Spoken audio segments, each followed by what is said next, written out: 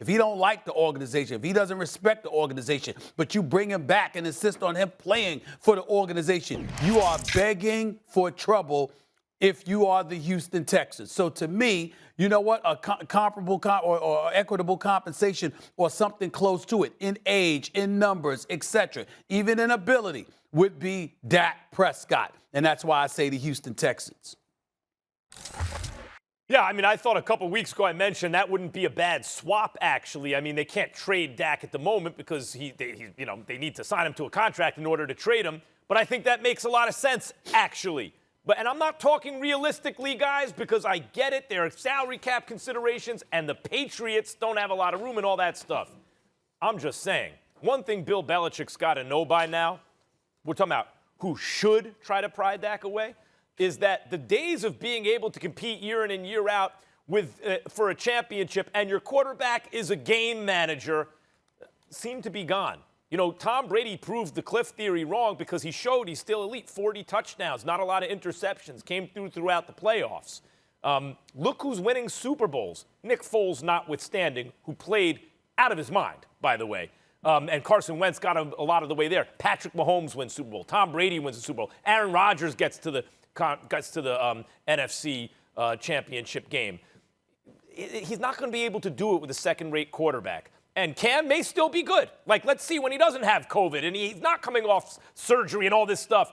Let's see. But one thing we know is Dak is good. Dak is already very good. I'd like to see, I saw what Brady did with a loaded team. Let me see what Belichick can do with a quarterback, right? 7-9 with a lot of good wins, really without one the way Cam was throwing the ball this year.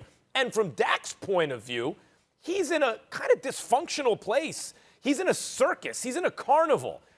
They're America's team, right? But not really. That's by reputation. In reality, the Patriots the last 20 years have been America's team. And that environment is a professional environment. I would love to see what Dak can do in that environment and what Belichick could do with Dak. However realistic it is that they could actually work it out. We're asking should. I'd love to see it. Yeah, for me, man, I'm going to go with the San Francisco 49ers for a couple reasons. Number one, just Kyle Shanahan, one of the best play callers that we have in the National Football League.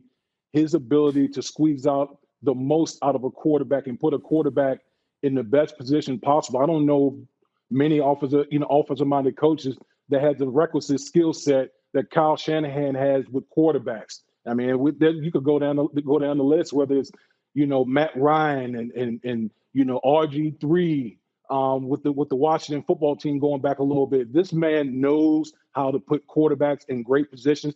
One thing we talked about with the Dallas Cowboys as it relates to Dak Prescott, one aspect they never really utilized or underutilized was his ability, his mobility.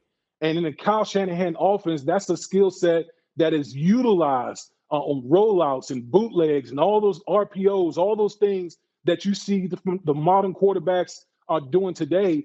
You would definitely see that utilized under Kyle Shanahan. And then lastly, for me, you look at the NFC West, that division. Look at the quarterbacks in that division right now. You got Russell Wilson, okay? You got Matt Stafford, who came over via trade from the Detroit Lions, and you got Kyler Murray.